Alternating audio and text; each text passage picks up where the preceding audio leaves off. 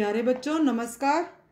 बच्चों आज हम नई दीपमणिका कक्षा 7 से विषय संस्कृत पाठ 8 सुवचनानी ये पढ़ने जा रहे हैं। प्यारे बच्चों सुवचनानी का अर्थ हुआ सुंदर वचन। आज हम इन सुंदर वचनों में से 6 वचन पढ़ेंगे। पहला वचन है यस्य न अस्ति स्वयं प्रज्ञा शास्त्रम तस्य करोति किम लोचनाभ्याम विहीनस्य दर्पणः किम करिष्यति। ध्यान से सुनिए। यस्य जिसके न अस्ति नहीं है स्वयं अपनी प्रज्ञा बुद्धि शास्त्रम शास्त्र ग्रंथ तस्य उसका करोति करते हैं कर सकते हैं किम क्या। कहते हैं कि जिस प्रकार जिसके पास अपनी बुद्धि नहीं है उसका शास्त्र क्या कर सकते हैं। लोचनाभ्याम विहीनस्य दर्पणः किम करिष्यति। आँखों से जो रहित मनुष्य है उसके पास अगर दर्पण है भी तो वो क्या करेगा। यानी कि जो अंधा व्यक्ति है उसके आगे दर्पण रखो, उसके पास दर्पण हो या ना हो उसे कोई फर्क नहीं पड़ता। इस प्रकार से जिसके पास अपनी बुद्धि नहीं है ना, चाहे वो कितने ही शास्त्रों का अध्ययन कर ले, पढ़ ले, कुछ ही कर ले, अगर वो अपनी बुद्धि का समय आने पर प्रयोग नहीं करता है तो ये सब बेकार है। चलम वित्तम चलम चित्तम चले जीवित यौवने चल अचलम इदम सर्वम कीर्ति यस्य सा जीवति। प्यारे बच्चों दूसरे वचन में कहा गया है कि चलम वित्तम धन चंचल है, वित्तम धन, चलम चंचल है, मतलब धन भी चंचल होता है, कभी होता है और कभी नहीं होता। चलम चित्तम, चित्तम मन, मन भी चंचल होता है यानी स्थिर नहीं रहता। चले जीवित यौवने, जीवन और युवा अवस्था दोनों ही चंचल हैं, यानी कि जीवन का भी कभी पता नहीं, कभी मृत्यु आ जाए, और यौवन अवस्था भी कभी स्थिर नहीं रहती। चल अचलम इदम सर्वम कीर्ति यस्य सा जीवति।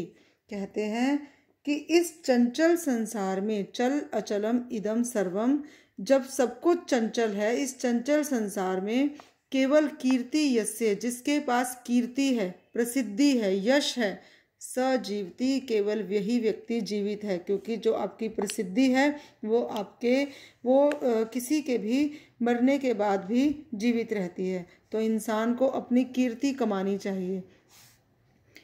अयम निजा परो वेति गन्ना लघु चेतसाम उदार चरितानाम तु वसुधैव कुटुंबकम। बच्चों तीसरे वचन में कहा गया है अयम निजा, यह अपना है, निजा अपना है, परो वेति, परो वा इति, परो दूसरा है, पराया है, वा अथवा, यह अपना है अथवा पराया है, इति गन्ना लघु चेतसाम, ऐसी गन्ना लघु चेतसाम छोटे हृदय वाले लोग करते हैं। उदार चरिता नाम तु वसुधैव कुटुंबकम, उदार चरिता नाम विशाल हृदय वाले, तू तो वसुधैव संपूर्ण पृथ्वी को ही, कुटुंबकम अपना परिवार मानते हैं। यह अपना है अथवा यह पराया है, ऐसी गणना छोटे हृदय के लोग करते हैं। विशाल हृदय के लोग तो संपूर्ण पृथ्वी को ही अपना परिवार समझते हैं। आइए बच्चों चौथा वचन सुनते हैं। षड दोषा पुरुषेण इहि हातव्या भूतिम इच्छता निद्रा तंद्रा भयम क्रोधम आलस्यम दीर्घ सूत्रता। ध्यान से सुनिए। षड दोषा 6 दोष पुरुषेण इहि मनुष्य के अंदर, हातव्या छोड़ देना चाहिए, भूतिम इच्छता जो संपन्नता चाहता है, निद्रा नींद, तंद्रा सुस्ती, भयम डर, क्रोध गुस्सा, आलस्यम आलस, दीर्घ सूत्रता देरी से काम करना। बच्चों ध्यान से सुनो इसका अर्थ कि जो व्यक्ति भूतिम इच्छता संपन्नता चाहता है, धन दौलत ऐश्वर्य यश प्रसिद्धि सब कुछ चाहता है, ऐसा व्यक्ति जो है उसे 6 दोषों को छोड़ देना चाहिए। नींद, सुस्ती, डर, गुस्सा, आलस और देर से काम को करना, यानी कि काम को टालते जाना, ऐसे 6 दोष जो मनुष्य के अंदर होते हैं उसे छोड़ देना चाहिए। आइए बच्चों, 5वें वचन में कहते हैं नमन्ति फलिनो वृक्षाः नमन्ति गुणिनो जना शुष्क वृक्षाश्च मूर्खाश्च न नमन्ति कदाचन। कहते हैं कि नमन्ति फलिनो वृक्षा, जो वृक्ष फल वाले होते हैं, नमन्ति वही झुकते हैं। नमन्ति न गुणिनो जना, जो व्यक्ति गुणवान होते हैं वही झुकते हैं। शुष्क वृक्षाश्च मूर्खाश्च, सूखे वृक्ष और मूर्ख व्यक्ति ना नमन्ति कदाचन, कभी भी नहीं झुकते।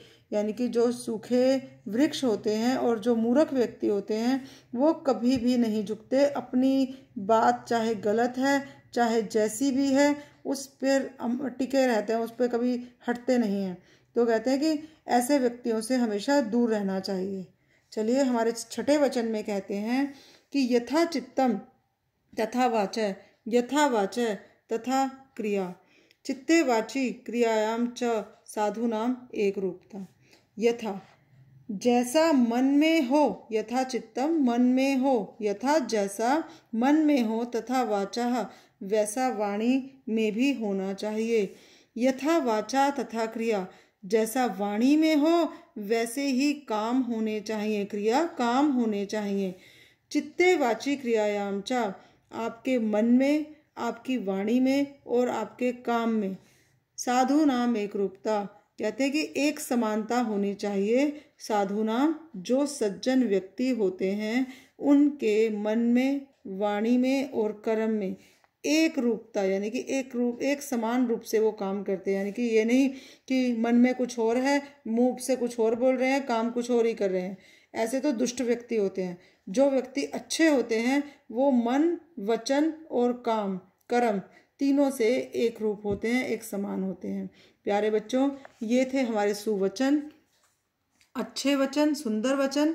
बच्चों इनको अच्छे से अभ्यास करना। मैंने आपको अभ्यास कार्य के साथ इसके हिंदी अनुवाद भी आपको साथ में भेजा है। ध्यान से सुनिएगा, ध्यान से अध्ययन करिएगा। धन्यवाद। आपका दिन शुभ हो।